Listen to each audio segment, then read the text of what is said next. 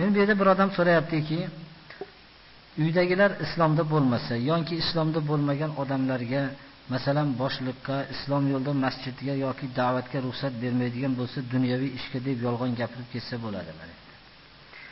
Endi islomda o'zi bo'lmasa, u sizga namoz o'qishlikka ham ruxsat bermaydi. Ro'za tutishlikka ham ruxsat bermaydi. Biz namoz o'qishlikka ota-onadan ruxsat so'rab o'qishlikka ma'mur emasmiz-da. Alloh bizni buyurgan. Islomda bo'lmagan kishini biz buyrug'iga itoat qilmaymiz. Shuni bilishimiz kerak. Ota-ona masalan islomda bo'lmasa, masalan mast qiluvchi ichimlikni olib kelib ber deydi. Nima deydi? Bir chekadigan narsani olib kelib ber deydi. Hadim namoz o'qirasanmi deydi. Mana bu narsalarda shu biz u narsada bu mutlaqo islomda bo'lmagan odamga biz ota-onaga muruvvat qilishlikka buyurdi Alloh taolo. Va bil validayni ihson, ota-onaga yaxshilik qilishlikka buyurdi. Dunyoviy muruvvat qila olamiz. Kim bo'lishligidan qat'iy nazar.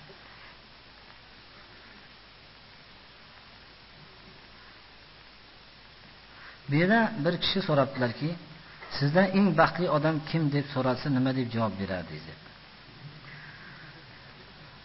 Men eng baxtli odam kim desa shunday javob berardimki, birinchi tavhidni bilib, islomni bilib, shu bilganiga hech qanday malomatidan qo'rqmasdan amal qila olgan odam deb javob beradi.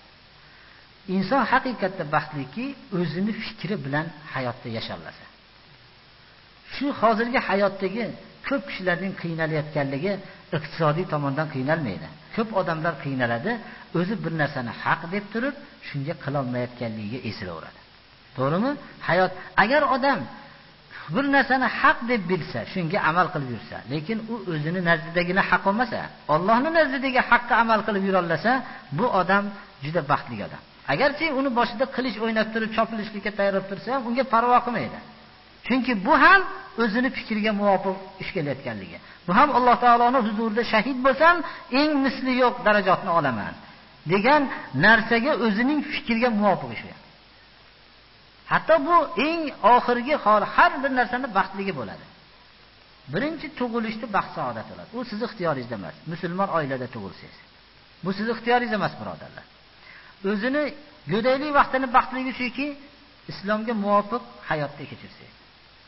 Bu yigitlik davrini o'zini baxtli bo'ladiki, ijtihodli bo'lsangiz islomda o'rganishlikka. Davlat topishlikni baxti bo'ladiki, Alloh subhanahu va taolo buyurgan joyga davlatingizni sarf qilsangiz. Kambag'allikni baxtligi bo'ladiki, Alloh bergan narsaga qanoat qila olasiz. Alloh bergan a'zolarni o'zini yo'liga sarf qila olasiz, bu salomatlikni baxt saodatligi. Yana bu o'lishni baxt saodat, o'lmaslik iloji o'lamiz. Bu shahid bo'lib o'lishlik. Bu o'lishlikni baxt saodati bo'ladi. Insonning eng baxt saodatligi islomning fikriga ega bo'lsa-yu va shu fikrga muvofiq yasholasa. Chunki azob chekmaydi. Mana Umar Hayyomning baytlari dod faryod qilib yozgan. Islomiy dunyo qarashga ega bo'lmagan Umar Hayyom. Dod faryod qilib biz Umar Hayyomdan olmaymiz bir islom yo'lini. Umar Hayyomni bir shoir deb bilamiz, xolos. Ko'p odamlar Umar Hayyom manaqa degani bizga Umar Hayyom hujjat emas.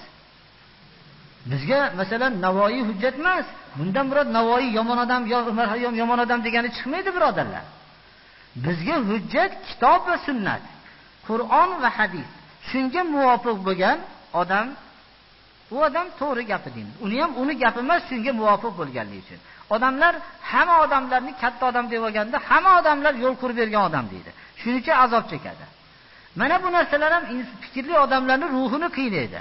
Bu Umar Hayyomning bu she'rlaridan bu dinsiz odamlarning fikrini chulg'ashlikka foydalangan. Xolos, islom mana bunday deb. Islom bunaqa emas, o'zlari toshlarni teraversin. Biz ishimiz yo'q. O'zlari fikrlar bunaqa noto'g'ri fikrlarni o'zlariga yopishtirishsin uni. Islom bizga Qur'on va hadis, sahih hadislar. Mana bu yo'lda kelgan yo'l bizga haq, mana bu yo'lda biz ma'sum yo'l deymiz. Saqlangan, xatodan saqlangan yo'l deymiz. Chunki Rasululloh sallallohu alayhi vasallam havodan gapirmaganlar. Baxtli odam mana go'daylik, tug'ilish va davlatmanlik, kambag'allik, xullas umumiy baxtlilik shuki, qanday bo'lsa ham, boy bo'lsa ham musulmon bo'lsa. kambag'al bo'lsa ham musulmon bo'lsa, er kishi bo'lsa ham musulmon bo'lsa, ayol kishi bo'lsa muslima bo'lsa, bola bo'lsa musulmon bo'lsa, qari bo'lsa ham musulmon bo'lsa, islomga muvofiq hayot kechira olsa, o'zining hayot bosqichida islomga muvofiq yashagan odam baxtli odamdir. Va u odam qarigan vaqtda attan qilmaydi. Yana hayoti takrorlansa, xuddi shunaqa hayot kechiradi. Sahobalar haqiqiy baxtli insonlar bo'lgan. Ular Rasululloh sallallohu alayhi vasallamning suhbatlarida bo'lishganlar. Nimaga buyursalar, shuni qabul qilganlar. Lekin jamiyatning baxtligi kim? Jamiyatda bitta rahbari bo'lsa, u havoyi nafsiga chaqirmasa, faqat Allohning yo'liga chaqirsa, u odamlar o'ylashdan xotirjam bo'lsa-da, bu odam haq yo'lga chaqiradi degan xotirjamlik bo'lsa-da, buyurgan narsasini qilaversa, o'lsa shahid bo'lib ketadigan yo'l olsa, yashasa, nihoyatda ajr bilan yashasa, molini bersa, jannatni sotib olsa, kambag'al bo'lib sabr qilsa, unga haqqiga men molim yo'q, duo qilib yordam beray desa, mana bu jamiyat ham baxtlidir, birodarlar. Rasululloh sallallohu alayhi vasallamning atrofida jamlangan kishilar haqiqiy baxtli bo'lganlarda, ular hech bir narsani o'ylashdan xotirjam bo'lishganlar. Chunki Rasululloh sallallohu alayhi vasallam tanishganlar. U kishi hech havolarga buyurmaydigan kishi bo'lganligini bilishganlarda, nimaga buyursalar o'ylashmay qilishaverganlar. Chunki bu yo'l albatta jannatga olib boradi deb bilishganlar. Mana bu haqiqatda baxtli jamiyatdir. Ular o'ylashmaganlar. Bu o'lib ketganlarini ham baxtli deyishganlar, yashaganlarni ham baxtli deyishganlar. Ular mol davlatlarini tutgan vaqtlarda islom yo'liga u baxtlimiz deb e'tiqod qilishganlar. Ammo ana shunday keyingi xulafolar davrida ham odamlar baxtli bo'lgan, birodarlar. Baxtli jamiyat haqiqiy haq yo'lga, islom yo'liga chaqiradigan peshvosi bo'lgan jamiyatdir. Ayollarning ham baxtligiligi shuki, u turmush o'rtog'i islomga muvofiq kishi bo'lsa, u doim to'g'ri yo'lga chaqirsa, noto'g'ri narsasini ogohlantiradigan o'zini turmush o'rtog'i bo'lsa, mana bu odam, bu ayol kishi baxtlidir. Xatosi bo'lsa shu, saharda uni masalan tahajjudga uyg'otadigan o'zini turmush o'rtog'i bo'lsa, mana bu odam, bu ayol baxtlidir. Er kishilarning baxtliligi ayolga nisbatan qanday baxtli? Ya'ni ko'chaga chiqib ketayotgan vaqtda islomga xatosi bo'lsa ogohlantirsa ayoli. Ko'chaga chiqib ketayotganda, xususan hozirgi bizni iqtisodiy, hozirgi tufon davrida ittaqillaha fina va la tut'imna illa al-halalat tayyib deydigan ayoli bo'lsa, Allohdan qo'rqing bizni haqqimizda, bizni xonadonga faqat halolat tayyibni ko'tarib keling. Biz darvozaning ichiga kirgan narsani yeyveramiz, javobni siz berasiz. Ammo biz sizdan bunab keling, unab keling demaymiz. Halolat tayyibni ko'tarib keling deydigan oilasi bo'lsa, bu er kishi ham bu ayoliga nisbatan shunday ayoli borligi bilan baxtlidir. Baxtli kishilarning hamma sohada o'zini bir turi bordir.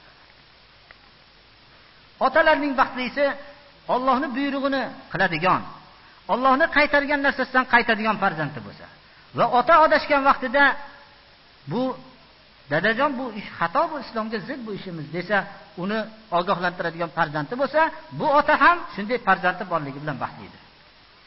Farzandning masalan bu masalan farzand baxtlidir masalan. Otaning ham farzandga nisbatan baxtli yana bir joyi borki, xato ishni ogohlantirgan vaqtda farzandi baxtliligi. Dadasining xatosini aytgan vaqtida dadasi qabul qilsa va aytsa-ki, mendan vujudga keladigan odam mendan yuqori bo'lib, meni islom yo'lida xatoyimni aytadigan farzand tug'ilganligiga Allohga hamdlar bo'lsin deydigan bo'lsa, mana bu farzand ham shunday otasini borligi bilan faxrlansa, baxtliman desa arziydi mana. Chunki u o'rtada jang bo'lmaydi. Maqsadlari hammasi oilada islom bo'lsa, qaysi narsa islomga buyursa, shuni so'zi haq deb qabul qilinadigan bo'lsa, u yerda go'daylar ham hammasi huquqi bir bo'lsa-yu islom yo'liga yo'llasa, bu oila baxtli, go'yoki zohirda o'zi yerda yashayotgan bilan o'zi haqiqatda dunyoning jannatida yashayotgandir. Shundagina mana bu oilaga nisbatan baxtlilik, hamma narsani bir baxtligi bor. Yori birodarlarga nisbatan baxtli bo'lishlik, yori birodarlaringizdan nohaq bo'lsangiz, o'zingizni to'g'ri yo'lga chaqiradigan, sizni orqadan g'iybat qilmaydigan, sizni tuhmat qilmaydigan bo'lsa shu.